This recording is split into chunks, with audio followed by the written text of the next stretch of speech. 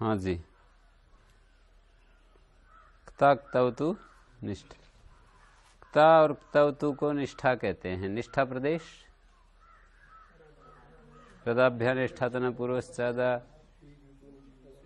स्वीदितो निष्ठायाम। ओदितस्य क्या है? ओदितस्य तो ओदित धातु से उत्तर निष्ठा के तकार को नकार होता है। निष्ठा के तकार को नकार है। और जो है निष्ठा सूत्र भी निष्ठा प्रदेश में आएगा। जैसे धातु से भूतकाल में निष्ठा प्रत्यय होते हैं, निष्ठा सूत्र से हम कहेंगे कि धातु से भूतकाल में निष्ठा होता है। निष्ठा क्या होता है तो ये बताएगा हैं कि क्ता और क्तवतु को निष्ठा कहते हैं। धातु से भूतकाल में निष्ठा प्रत्यय होते हैं, तब जब उसने एक अनिष्ठा प्रत्यय होते हैं तो ये क्ता क्तवतु निष्ठा ये कहेगा कि निष्ठा क्या होती है। जैसे यूं कहें कि वृद्धि होती है, तो वृद्धि क्या होती है तो वृद्धि आदेश बताता आयु को वृद्धि कहते हैं। स्वीदितो निष्ठायाम में भी तो यही होता है। स्वीदितो निष्ठायाम, स्वी और ईदित धातु से परे निष्ठा प्रत्यय को इट नहीं होता। स्वी और ईदित धातु से उत्तर निष्ठा प्रत्यय को इट नहीं होता। स्वी धातु है, आगे क्ता प्रत्यय है तो निष्ठा संज्ञा है इसकी, क्ता क्तवतु की। स्वी और क्ता प्रत्यय ये निष्ठा संज्ञा है, इट नहीं होगा यहाँ। फिर संप्रसारण हो गया शु ई, संप्रसारणात् से पूर्व, हला से इसको दीर्घ, और ओदितस् से निष्ठा के तय को न हो जाएगा। और क्तवतु प्रत्यय होगा तो शून्वान, भिन्ना भिन्नवान। स्वी धातु गति और वृद्धि अर्थ में है। शून का मतलब बढ़ी हुई कोई चीज, जैसे कोई चीज बढ़ी हुई हो ना, उसको शूना कहते हैं। जैसे शूनाक्ष, सूजी हुई बोलते हैं ना, शूनाक्ष, सूजी हुई आंख जिसकी,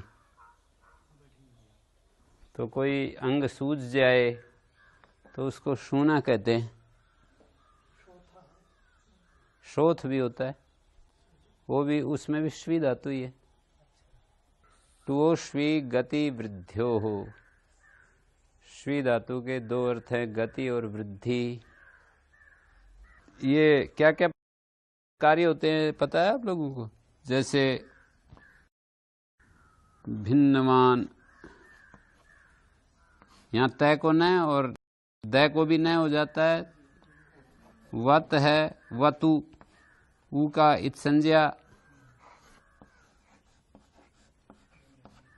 और सु अतु संतश्चा धातु से अतु अंत में हो जिसके, है ना अतु, अतु अंत में, और अस जिसके अंत में हो उसको दीर्घ हो जाता है उपधा को। अतु अंत वाले अंग की उपधा को दीर्घ, अलोन्त्यात पूर्व उपधा, ऊ का हटने पर उपधा अ है उसको दीर्घ हो जाएगा। और उगित है ना, ये उत गया है, उदजाम सर्वनाम स्थाने धातो नुमागम, मिदचंत्यात पर, अंतिम से परे नुम हो गया। हल गया भी दीर्घ श्रुतिस्पृक्तम हल, और तय का संगांत स्लोपा भिन्नवान बन गया। ठीक है।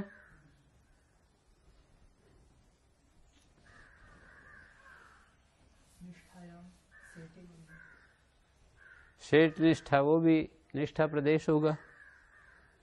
जैसे क्री धातु से णिच प्रत्यय आया, हेतुमति जैसे हेतुमान अभिधेय होने पर धातु से णिच प्रत्यय हो जाता है। हेतुरस्यास्तिति हेतुमान, हेतु शब्द से मतुप प्रत्यय करके हेतुमति सूत्र में हेतु और मतुप, मतुप का मत हेतु मत बन गया है क्या अर्थ होता है हेतु मत का? पहले भी ये चर्चा आई है। हेतु हेतुमान, तस्य प्रयोजक, उसका प्रयोजक, किसका प्रयोजक? कर्ता का प्रयोजक हेतु होता है, हैं? कर्ता और उसका प्रयोजक। जैसे कोई एक आदमी कोई काम कर रहा हो तो उसको कर्ता कहेंगे ना, उस क्रिया का। स्वतंत्र कर्ता, किसी क्रिया का करने में जो स्वतंत्र है उसको कर्ता कहते हैं। और उस कर्ता का जो प्रेरणा देने वाला उसको हेतु कहते हैं। एक होता है कर्ता, एक कर्ता को प्रेरणा देने वाला। एक तो करना, एक करवाना। तो करवाने वाले को हेतु कहेंगे और करने वाले को कर्ता कहेंगे। ऐसे समझो, करवाने वाले को हेतु। और अब एक तीसरा शब्द आ गया हेतुमान। तो हेतुमान क्या होगा? करना, करवाना, और हेतुमान क्या हुआ? केवल प्रेरणा बोल दो बस। हेतु की प्रेरणा, हेतु की जो प्रेरणा है वो हेतुमान है। करने वाला, करवाने वाला और करवाने वाले की प्रेरणा। एक करने वाला है, एक करवाने वाला है, और करवाने वाले की प्रेरणा है। करवाने वाले की जो प्रेरणा है उसको हेतुमान कहते हैं। हेतु है जिसका, करवाने वाले की जो प्रेरणा है, व्यापार है, उस व्यापार का वो हेतु बना हुआ है। हेतु से ही व्यापार निश्चित हो रहा है। तो करवाने वाले की प्रेरणा हेतुमान। उस हेतुमान को कहने के लिए धातु से नीचे आता है। तो क्री धातु से नीचे आ गया। किस बात को कहने के लिए आया है? प्रेरणा को कहने के लिए। करवाने वाले की जो प्रेरणा है उसको कहने के लिए नीचे आ गया। नीच के पर रहते क्री धातु को अचोणिति से वृद्धि होगी। आ आई औ, पूर्ण रपरा से री के स्थान में आण आता है तो रपर हो जाता है, कार हो गया। और ये पूरा सनाद्यंता, इसको धातु कहेंगे। सनादि प्रत्ययों में से नीचे आ जाता है। सनादि अंत में है जिसके, उसको धातु कहते हैं। और धातु से निष्ठा प्रत्यय हो गया। भूतकाल में निष्ठा, क्ता और क्तवतु को निष्ठा कहते हैं। निष्ठा ले आए। अभी आर धातु का शेड वलादी, वलादी आर धातु का है। वल प्रत्यय आर आदि में है और आर धातु का है। वलादी आर धातु को ईडागम, आर धातु का शेड वलादे, वलादी आर धातु का, इसलिए इसको ईटागम। तिंशित सार धातुकम आर धातुकम शेषा ईटागम आद्यंतो टकितौ, इसके आदि में बैठ गया। टित आदि में, कित अंत में। तो ये टित है ना, टैत है जिसका टित और कैत है जिसका कित। टित आदि में और कित अंत में। कैसे निकला इस सूत्र का आद्यंतो टकितौ?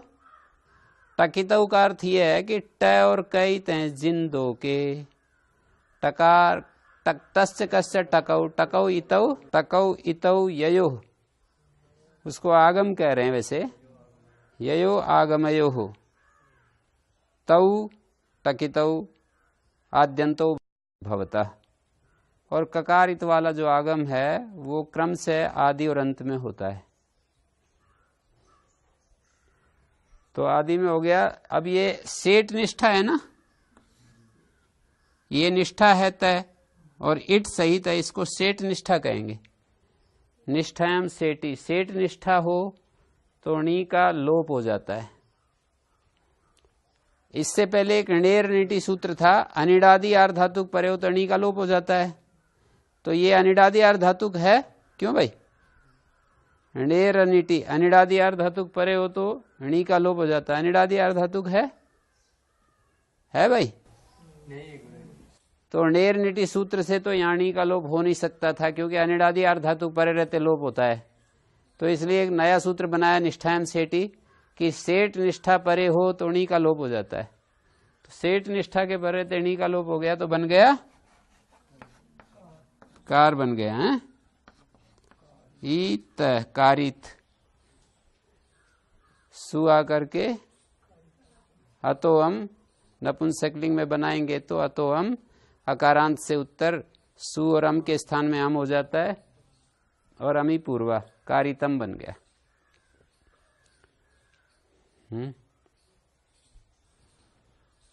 कारितम मन करवाया। शेठ निष्ठा परे रहते लोप हो गया। निष्ठा कहने से तक तू ले लेंगे।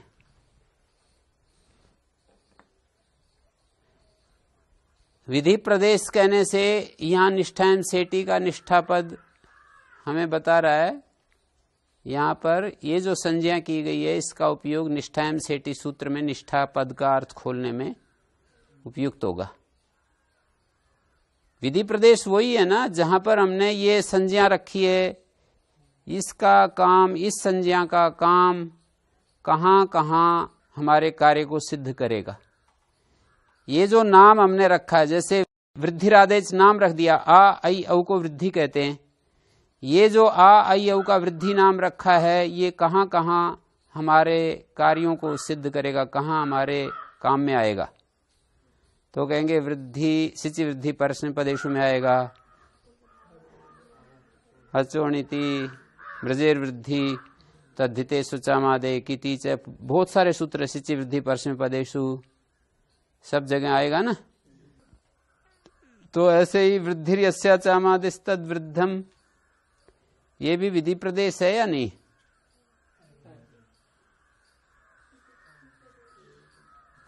वृद्धि यस्य चामादिस्तद वृद्धम, यस समुदाय सचाम आदि वृद्धि।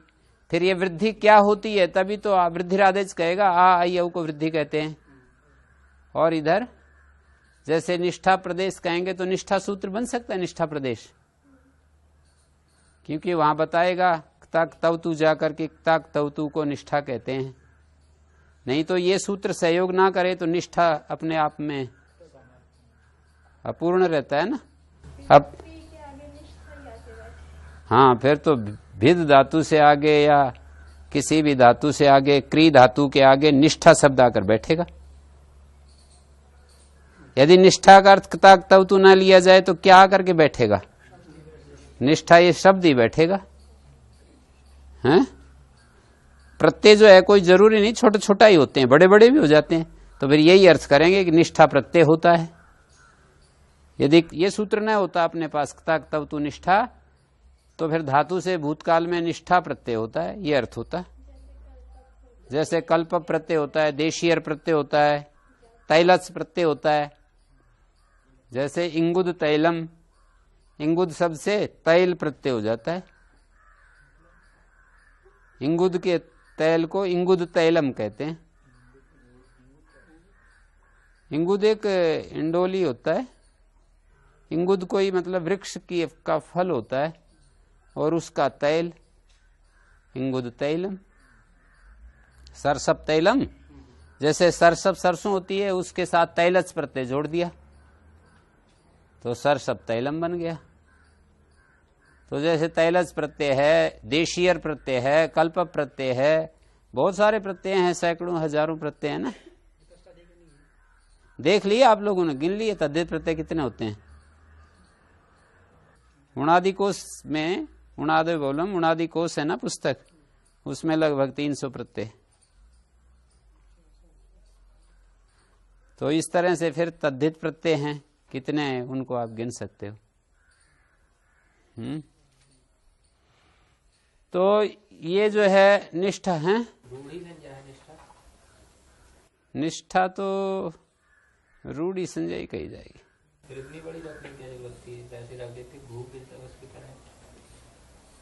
पूर्वाचार्यों की वैसे बड़ी संज्ञाएं अनवर्थ संज्ञाएं होती हैं ज्यादातर, पर इसका अनवर्थता क्या है, निश्चय पूर्वक स्थित हो जाता है, जिसमें घट गई हो तो स्थिति होती है, मतलब पक्की होती है। भूतकाल में कोई घटना घटी होती है वो तो पक्की होती है। भविष्यत काल में तो कोई घटना घटे तो उसमें तो अनिश्चितता होती है, पर भूतकाल में तो कोई घटना घटती है तो उसमें तो बिल्कुल निश्चय रूप से वो घटना हो गई तभी भूतकाल बनेगा। इस अर्थ में निष्ठा हो सकता है। निश्चय पूर्वक स्थिति है जिसमें अर्थ जो है निश्चय पूर्वक जिसमें घटित हुआ हमारे को प्रतीत होता है, हैं? निष्ठा, नी और स्थित, ये है ना निष्ठा। स्थित को मैंने स्था कहा, नी स्था, ये मतलब नी और स्था, और नी से उत्तर इस सकार को मूर्धन्य और स्टुना स्टू से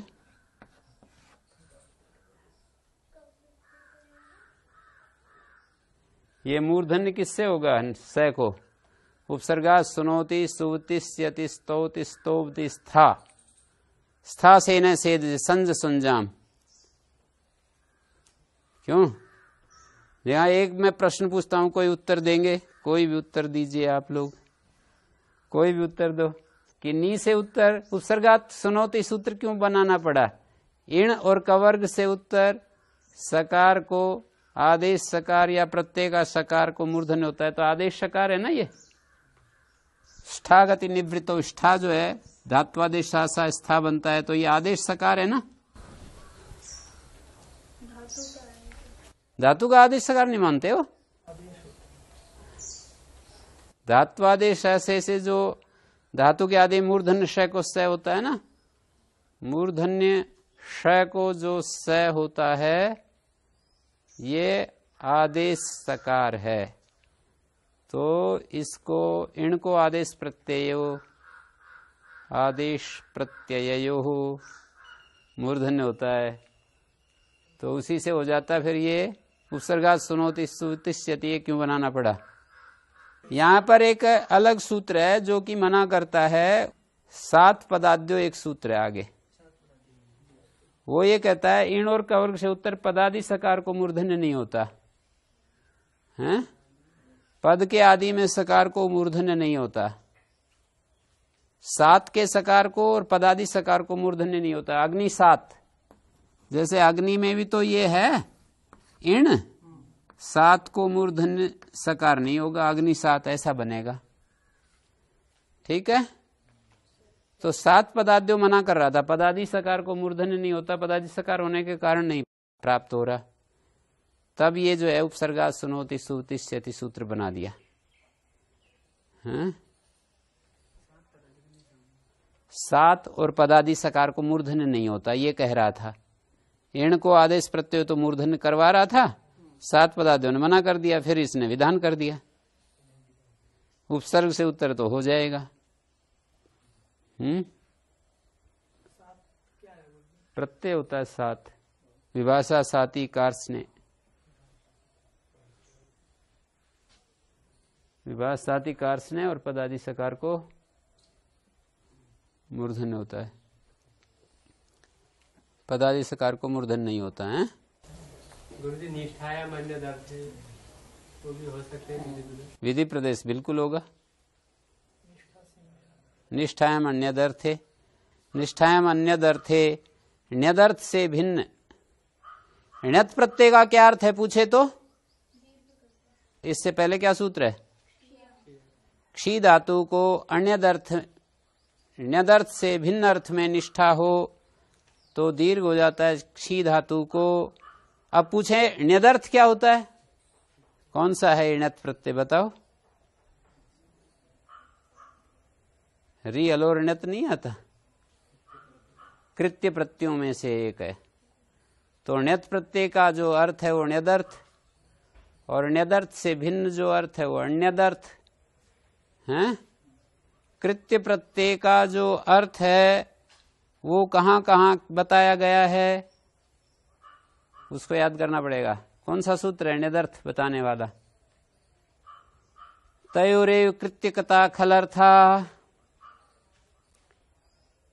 कृत्य प्रत्यय का अर्थ क्या क्या बताया है? भाव और कर्म है। कृत्य प्रत्यय का अर्थ तयोरेव कृत्यकता खलर्था सूत्र से भाव और कर्म बताया है। तो अन्यदर्थे का मतलब क्या हुआ?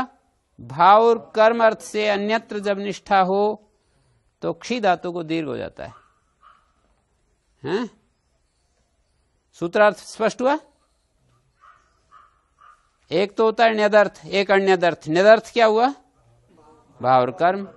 तो ण्यदर्थ से अन्य अर्थ में जब निष्ठा हो, ण्यदर्थ से अन्य अर्थ में निष्ठा कहाँ होगा? कर्ता में होगा, तो अधिकरण में होगा।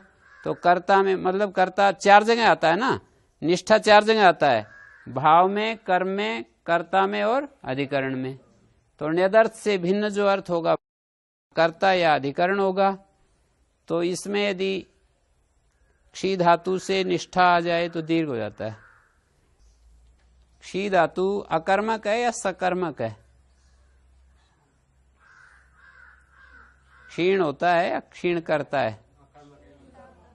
क्षी क्षय क्षीण होता है, तो फिर तो भाव ही होगा। तो भाव से अन्य कर्ता और कर्म दोनों भी अन्यदर्थ होंगे। वैसे तो भाव और कर्म दोनों होते हैं ण्यत प्रत्यय के अर्थ, पर क्षी धातु के संदर्भ में यदि क्ता प्रत्यय को देखोगे तो भाव ही बनेगा। फिर ये क्ता प्रत्यय, ण्यत प्रत्यय का अर्थ जो है भाव ही बनेगा, उससे अन्य अर्थ जो है कर्ता या कर्म। क्षी धातु यदि सकर्मक हो जाए तो कर्म भी हो सकता है। तो कर्ता में यदि निष्ठा आ जाए, घुमा करके कहिए बात, क्षी धातु से कर्ता में दीर्घ हो जाता है, ऐसा ही कह देते। अन्यदर्थे निष्ठा, क्षी धातु से अन्यदर्थ में जो निष्ठा परे हो तो दीर्घ हो जाता है। क्षीण, क्षी और ये तय और फिर इस तय को न, क्षियो दीर्घात, दीर्घ क्षी से उत्तर तय को न हो जाता है। न हो जाता है, यहां पहले न होगा और अटकुपवांग नुम व्यवाएपी क्षीण बनेगा। इस तरह से क्षीण शब्द की सिद्धि होती। क्षियो दीर्घात से तय को न, अटकुपवांग नुम व्यवाएपी, श है ना यहाँ, श से उत्तर न कौन है? क्षीण। अगला सूत्र है सर्वादीनि सर्वनामानि, सर्वादिरेषाम, सर्व आदिरेषाम तानि इमानि सर्वादीनि। सर्व आदि में है जिनके वे सब शब्द रूप सर्वादि कहे जाएंगे। उन सभी शब्द रूपों को सर्वनाम कहते हैं। सर्वनाम शब्द में पूर्व पदार्थ संज्ञा मगा, सर्व में रह है ना, तो न कौन है? प्राप्त है। क्यों नहीं होता? हाँ भाई, क्यों नहीं होता? यहाँ न कौन है? प्रश्न समझ लो, न कौन है? यहाँ रह से उत्तर न कौन होता है ना, र और मूर्धन्य श से उत्तर न कौन हो जाता है, यहाँ क्यों नहीं हो रहा? ये प्रश्न है।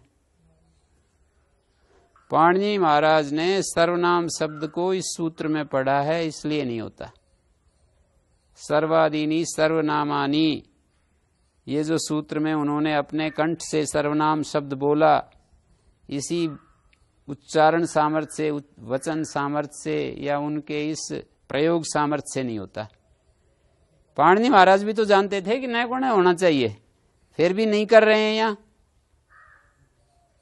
फिर भी नहीं कर रहे हैं, इसका मतलब है वो यहां पर न कोण नहीं करते, निषेध कर रहे हैं। पूर्व पदार्थ संज्ञा मगा से जो न कोण प्राप्त था, उस ऋणत्व का यहां पर वे निषेध कर रहे हैं। निषेध करने का एक तरीका ये भी है, यही नहीं होता कि न धातु लोपार धातु के कंगति च, ऐसा जो निषेध करते हैं ना सीधा न बोल करके, वो एक तरीका है। दूसरा ये तरीका भी है कि जो निषेध वाला कार्य है उसको शब्द में ही उस कार्य को सीधा ही विधान कर देते हैं, मतलब सीधा ही उस कार्य का अभाव उसमें दिखा देते हैं। जैसे हाँ, अंतिम जो निष्पन्न शब्द है वो कार्य किया हुआ जो रूप है वो बोल देते हैं। तो यहाँ पर न को णत्व अभाव वाला रूप बोल दिया। पूर्व पद संज्ञा से प्राप्त था।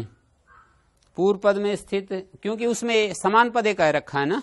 अटकुपांगनुम व्यवायपी में तो समान पद एक है, ये दो पद हो गए ना, सर्व एक पद, नाम एक पद। समान पद का मतलब एक पद, समान का अर्थ वहां एक है, अखंड पद।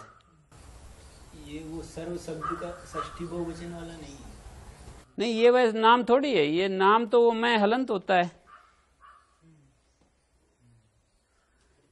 अग्नि नाम, वायु नाम, नाम तो वहां पर हलंत है, ये नाम आकार है। सर्वेशाम नामानि सर्वनामानि, ठीक है। सर्वादि शब्द जो हैं सर्वनाम संज्ञक होते हैं। सर्वनाम एक संज्ञा है, ये अनवर्त संज्ञा है। सबके जो नाम होते हैं उनको सर्वनाम कहते हैं। अनवर्त संज्ञा समझे? सर्वनाम वे होते हैं जो किसी के भी नाम हो सकें। हाँ, जैसे त्वम, अहम, सर्व, स, तौ, ते, यह, यऊ, ये किसी को भी कह सकते हो। गुरु जी दो पद कैसे हैं? सर्व एक पद है, नाम एक पद है, तो इनको तो मिला दिया गया है। हाँ, तो ऐसा पद जो बिना समास किए एक पद हो, वहां पर समान पद से गृहीत हो रहा है। समान पद का मतलब ऐसा पद जो बिना ही समास के एक पद हो। समान पद उसको बोलेंगे जो एक पद है बिना समास वाला। नहीं तो समझते कि वे भी सारे ये ऐसे ही समान पद में गृहीत होने लगते हैं, तो समान पद का तो कोई मतलब नहीं। समास वाले पदों को भी यदि आप समान पद कहोगे तो फिर पूर्व पदार्थ संज्ञायाम, पूर्व पदार्थ संज्ञायाम, पूर्व पद से उत्तर यदि न कोणा हो तो संज्ञा में ही हो। जैसे ऋगायन, ये गकार है ना, ये न है, अयन इस गय में मिल जाएगा, ऋगयन ऋग्वेद की संज्ञा है। तो इस न को न यदि अगय नहीं कहते, पूर्व पदार्थ संज्ञा में इतना ही सूत्र बना देते, ऋगयन बनता है। अगह गकार से रहित पूर्व पद होना चाहिए, पूर्व पद में गकार नहीं होना चाहिए, पूर्व पदार्थ संज्ञायाम अगह। तो इस तरह से सर्वादि शब्द सर्वनाम संज्ञक होते हैं। सर्वादि जो शब्द होते हैं ये 35 संख्या में 35 हैं। ये गण है एक सर्वादि। गण दो प्रकार के होते हैं। एक गण होते हैं जो निश्चित संख्या वाले होते हैं, एक गण होते हैं अनिश्चित संख्या वाले। तो जो निश्चित संख्या वाले गण वो व्यवस्थित गण होते हैं, वहां आदि शब्द जो होता है व्यवस्थावाची होता है। और अनिश्चित संख्या वाले होते हैं तो आदि शब्द का अर्थ प्रकार होता है, व्यवस्था नहीं होता। आदि शब्द के दो अर्थ हैं, एक व्यवस्था एक प्रकार। अलग अलग दोनों के उदाहरण आप दे सकते हैं। यूं कहे ना, अरे उनको भेजना आलोक आदि को पढ़ने के लिए, तो आलोक आदि में वो सारे आ जाएंगे जो गिने चुने हैं, ठीक है, व्यवस्थावाची है। और प्रकारवाची का गाय आदि पशु हमारे लिए लाभकारी। गाय आदि पशु, यहाँ आदि प्रकारवाची है। गाय आदि पशु हमारे लिए बहुत ही, मनुष्य के लिए बड़े लाभकारी हैं। तो आदि शब्द से आप कोई व्यवस्था नहीं कर रखी कि इतने ही गिन करके बता रखे हों। गाय जैसे पशु, हाथी भी आ जाएगा, कुत्ता भी आ जाएगा, हैं, मृग आदि भी आ जाएंगे, सब आ जाएंगे, हैं, शेर आदि सब आ जाएंगे। शेर आदि जंगल की रक्षा करते हैं, हाथी भार ढोने के काम आते हैं, और जो है घोड़ा सवारी के काम आता है। ऐसे गाय आदि कहने से प्रकारवाची बन जाएगा, ठीक है। गाय आदि सभी पशु हमारे लिए लाभकारी हैं। या आदि की सीमा भी एक बनाई जा सकती है, जैसे पालतू पशु को लेना है तो आदि शब्द जो गाय आदि जो पालतू पशु हैं वो। और एक प्रसिद्ध उदाहरण मैं देता हूं, वो याद नहीं रहा। नहीं मक्षिका अन्य खड्गादयो गृह्यन्ते। मक्खी को मारने के लिए खड्गादया, खड्ग आदि, आदि शब्द का यहाँ प्रकार अर्थ है। खड्ग इत्यादि कौन कौन से, चुन के गिन के थोड़ी बता रहे हैं। खड्ग आदि कह दिया तो ऐसे बड़े बड़े जो शस्त्र अस्त्र हैं ना, वो नहीं लिए जाते। मक्खी उड़ रही हो तो तलवार से या उससे नहीं मरेगी। मक्खी को मारने के लिए खड्गादयो न गृह्यन्ते, कोई आदमी तलवार या भाला या कोई तोप की गोला या बंदूक थोड़ी उठाएगा। गृह्यन्ते का है, खड्गादयो न गृह्यन्ते, खड्गादि नहीं उठाए जाते। कोई आदमी देखा मक्खी मारने को ले तोप का गोला छोड़े? नहीं, ये वाक्य बोला है उसमें देखना होता है ना कि इस वाक्य में जो है आदि शब्द का प्रकार अर्थ है। जब हमने ये वाक्य बोला कि मक्खी को मारने में खड्ग आदि नहीं उठाए जाते, तो इस वाक्य में आदि शब्द का प्रकार अर्थ है। इस कथन में ये जो वाक्य बोला, इस वाक्य का अर्थ करते समय, समझते समय हम ये अर्थ समझेंगे कि ये कहना चाह रहा है वक्ता कि मक्खी को मारने में खड्ग आदि नहीं उठाए जाते। वक्ता की बात को हम व्याख्या करेंगे तो ये कहेंगे कि खड्गादय, खड्ग इत्यादि जो बड़े बड़े शस्त्र अस्त्र हैं वो नहीं उठाए जाते। कोई उठाता है तो ये अलग बात है, पर इस वाक्य के द्वारा तो ये बात कही जा रही है। कम से कम कोई उठाता है तो ये उसकी मर्जी, पर ये वाक्य तो आप अब यूं कहोगे कि ये वाक्य गलत बोल रहा है, आप ऐसा कह सकते हैं, पर वो वक्ता तो यही कह रहा है। आप ये दूसरी बात कह सकते हैं कि आपने ये बात गलत कही, सही कही, इसकी विवेचना आप कर रहे हैं, ये तो एक अलग विषय बन गया।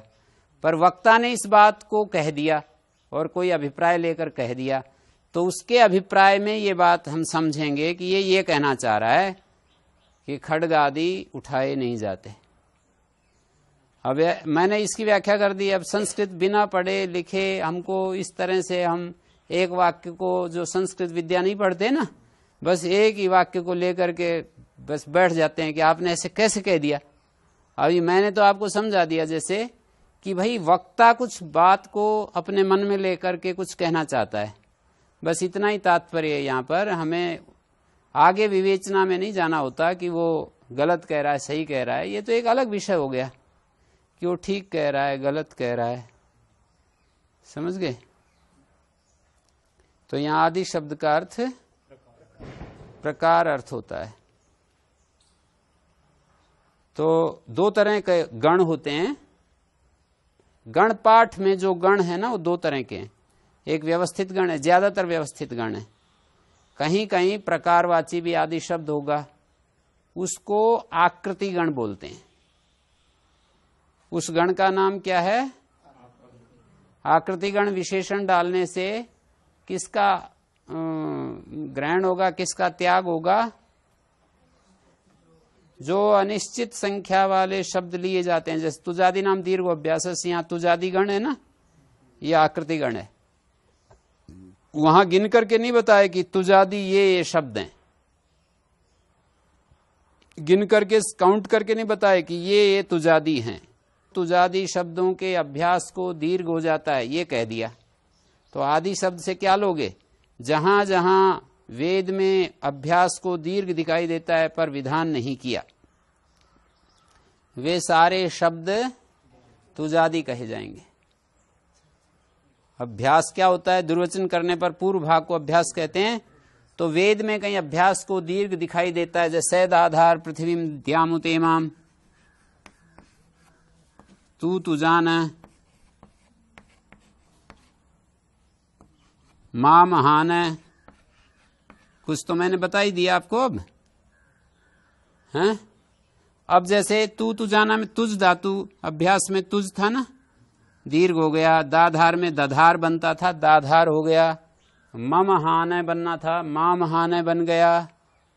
तो ये अभ्यास को जो भी दीर्घ दिखाई देता है, जहां पर अभ्यास को दिखाई देता है वेद मंत्रों में, पर कहीं सूत्र तो है नहीं, तो यही सूत्र बन जाएगा उनके लिए। हाँ, इसी गण में आ जाएंगे वो सारे शब्द, चाहे वो 1000 हैं, चाहे 10 हैं, चाहे 20 हैं, 30 हैं। संख्या इनकी, मतलब ऐसे आप पूरे संस्कृत साहित्य का आलोड़न विलोड़न करके छांटना चाहें तो छांट सकते हो, मतलब उसमें कोई दिक्कत नहीं है पाणिनि को कि आपने तो कहा था अनिश्चित संख्या वाले और ये तो हमने ढूंढ डाले सारे, तो वो तो एक अलग बात हो गई कि आपने खोज लिया मेहनत करके। पर वो तो पाणिनि तो इतना ही कहना चाहता है, कुछ शब्द मैं बता देता हूं, बाकी आप अपने हिसाब से देखते रहना। दृष्टानुविधि छंदसी, छंद में देख करके विधान होता है। शब्द देखा, उसके पीछे कार्य करना है। शब्द देखा और उसके पीछे कुछ कार्य करना, दृष्टानुविधि छंदसी। तो मां महान है, तू जाने, दाधार, ऐसे वेद में जो भी शब्द आएंगे वो उस सूत्र से। ये आकृति गण है, तुजादि गण आकृति गण है, हैं? इस तरह से आपको समझना पड़ेगा। एक व्यवस्थित गण होता है, एक आकृति गण है। जहां प्रकारवाची आदि शब्द होता है, तुजादि नाम में तुज प्रकार कहा, तुजादि प्रकार कहा। जहां पर दीर्घ दिखाई देता अभ्यास को, वो तुजादि प्रकार वाले शब्द माने जाएंगे। वेद में ही अभ्यास को दीर्घ मिलेगा। ये जो तुजादि नाम है, ये वेद में ही तो लगता है, लौकिक साहित्य में लगता है। वेद की सीमा जो है थोड़ी सी व्यापक है। वेद का मतलब केवल संहिता ही नहीं, जो ब्राह्मण ग्रंथ हैं, जो उपनिषद साहित्य है, आरण्यक ग्रंथ हैं, वो सारे वेद में आ जाते हैं। जो उपनिषद क्या वेद से अलग है? नहीं, वो भी वेद में ही आ जाते हैं। वेद का अंतिम भाग वेदांत है ना। वो मुख्य तो चार जो वेद है उसी से मुख्य चार को ले सकते हैं। हाँ, मुख्य तो चार हैं, पर वेद में ये जो संहिताएं के साथ साथ जो उपनिषद है उसको वेदांत में ले लेते हैं। वेद का जो अंत, उसको वेदांत कहते हैं। वेद का जो अंतिम भाग है, सार भाग, वेद का जो तात्पर्य है ना, अंतिम तात्पर्य, वो वेदांत होता है। अध्यात्म जो है, परमात्मा, आत्मा, वो वेद का अंतिम जो निचोड़ है, हैं? ना वेदवित मनुते तम बृहंतम, वेद को जो नहीं जानता वो उस महान ब्रह्म को नहीं जान सकता, ऐसे कहा। संहिता के साथ ब्राह्मण ग्रंथ, आरण्य ग्रंथ, उपनिषद ग्रंथ, सारे वेद हैं। वेद में ये शब्द रहता हूँ, वही तो मैं रहता हूँ अलग अलग। वेद में जो शब्द रहते हैं वो ये में रहता हूँ, ब्राह्मण ग्रंथ। हाँ, ये तो ठीक है, पर लोक में जैसे आप लोग बोलते हो तो वहां दीर्घ नहीं कर सकते हो। लौकिक भाषा, वैदिक भाषा, एक लौकिक भाषा, एक वैदिक भाषा, दो प्रकार की भाषा। कैसे? लोक में जो प्रयुक्त शब्द हैं वो लौकिक, और वेद में प्रयुक्त शब्द हैं वो वैदिक। अंतर नहीं है इनमें। या एव लौकिका तैव वैदिका, लौकिक जो शब्द हैं वही वैदिक शब्द भी हैं। अंतर थोड़ा थोड़ा है, 5% अंतर है। तो जो अंतर है उसी को हम कह रहे हैं ये वैदिक शब्द हैं।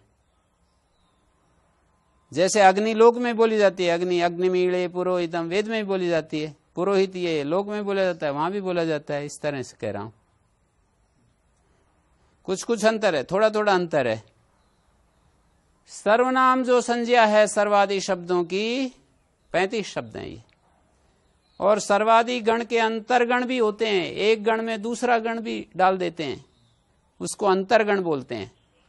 गण मध्य में जो गण है उसको अंतर्गण कहते हैं, गण के बीच में एक गण और। तो सर्वादि गण में एक और गण है त्यदादि गण। सर्वादि गण है ना, और इसके अंदर ही त्यदादि गण। त्यद आदि में है जिसके, वो त्यदादि। त्यदादि गण में 12 शब्द हैं, सर्वादि में 35 हैं। तो सर्वादियों को जो कार्य कहे गए हैं वो तो इन दोनों को हो जाएंगे। हाँ, और जो त्यदादि को कहे वो केवल त्यदादि को। त्यदादि को होंगे, सर्वादि को नहीं होंगे। तो त्यदादि 12 हैं। त्यदादि 12 हैं, पर एक सूत्र में त्यदादि कहने से केवल 8 ही लिए जाते हैं। ये सब एक एक महापुरुष का अपना चरित्र है। जो त्यदादि नामा सूत्र है 7वें अध्याय के दूसरे पाद में, त्यदादि नामा, वहां त्यदादि नाम त्यदादि शब्दों को अ होता है, ये अर्थ है विभक्ति के पर रहते। त्यदादि नाम अष्टानाम शब्दानाम, ये अर्थ होगा। त्यदादि 8 शब्द लिए जाएंगे। और एक सूत्र है पहले अध्याय के दूसरे पाद में, त्यदादीनि सर्वैर नित्यम, और एक सूत्र है त्यदादीनि च। जो सूत्र है ये त्यदादि शब्द रूपों की वृद्ध संज्ञा करता है, वृद्ध, वहां 12 लिए जाएंगे। और त्यदादीनि सर्वैर नित्यम, वहां भी 12 लिए जाएंगे। हैं? अब मैंने बता दिया, आपने जान लिया। अब कैसे पता लगे? बता दिया। अब इसको याद रखना पड़ेगा, इस सूचना को, कि त्यदादीनि सर्वैर नित्यम और त्यदादीनि च सूत्र में तो 12 शब्द हैं, और वहां पर त्यदादि नामा सूत्र में 8 ही हैं। त्यद तद यत एतद इदम अदस एक द्वि, बस 8 हैं।